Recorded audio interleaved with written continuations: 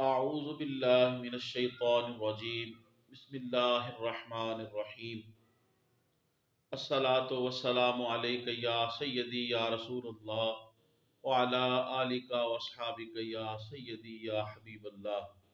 محترم خواتین و حضرات، اللہ تعالیٰ کے فضل و کرم سے الحمدللہ پیارے نبی صلی اللہ علیہ وآلہ وسلم کی بابرکت سیرت مجھے اپنے فاروقی سیالوی یوٹیوب چینل پہ نجمن آپ کے سامنے بیان کرنے کی سعادت حاصل ہو رہی ہے۔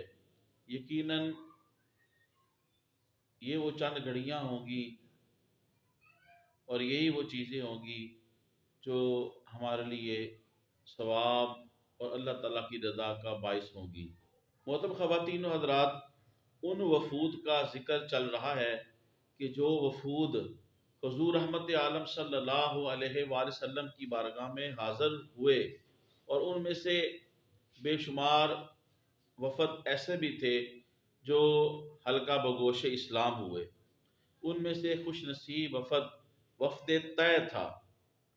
یہ وفد حضور رحمت عالم صلی اللہ علیہ وآلہ وسلم کی بارگاہ میں حاضر ہوا۔ اس وفد کے اندر ایک خوش نصیب شخص، اس قبیلے کا سردار زید الخیل بھی تھا۔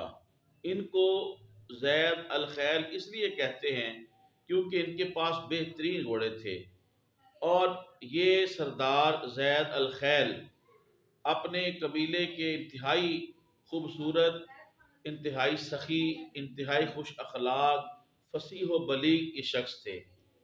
یہ طویل القامت بھی تھے۔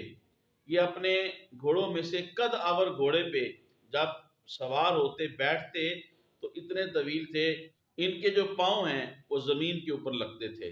یہ رحمت عالم صلی اللہ علیہ وسلم کی بارگاہ میں حاضر ہوئے تو حضور رحمت عالم صلی اللہ علیہ وآلہ وسلم انہیں دیکھ کے فرماتے ہیں، تمام تعریفیں اللہ تبارک و تعالیٰ کے لیے ہیں کہ جس نے دشوار ترین گھاٹیوں سے، رستوں سے گزار کے تمہیں میرے پاس لے آیا اور تمہیں اسلام کی دولت قبول کرنے کی سعادت عطا کی۔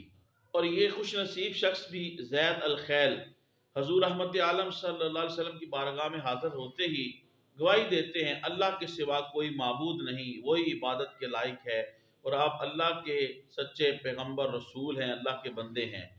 محترم خواتین و حضرات، جب زید الخیل حضور رحمت عالم صلی اللہ علیہ وسلم پر ایمان لے آئے تو حضور رحمت عالم صلی اللہ علیہ وآلہ وسلم نے ارشاد فرمایا کہ تم زید الخیل نہیں بلکہ تم زید الخیر ہو۔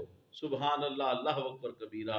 یہ وہ خوش نصیب شخص ہیں جن کے بارے میں حضور رحمت عالم صلی اللہ علیہ وسلم نے یہ ارشاد فرمایا کہ مجھے جتنے بھی رؤساء کے بارے میں لوگوں نے بتایا اور ان کی تعریفیں کی، جب میں ان رؤساء سے، ان سرداروں سے ملا تو ان کی تعریفوں سے میں نے ان کو کم پایا، لیکن زید الخیر یہ وہ خوش نصیب شخص ہیں جن کے بارے میں حضور نے فرمایا کہ لوگوں نے ان کے بارے میں جتنی تعریفیں کی تھیں، جب میں نے ان سے ملاقات کی میں نے ان تعریفوں کو کم پایا، لیکن زید الخیر کو میں نے ان تعریفوں سے بھی بہترین پایا۔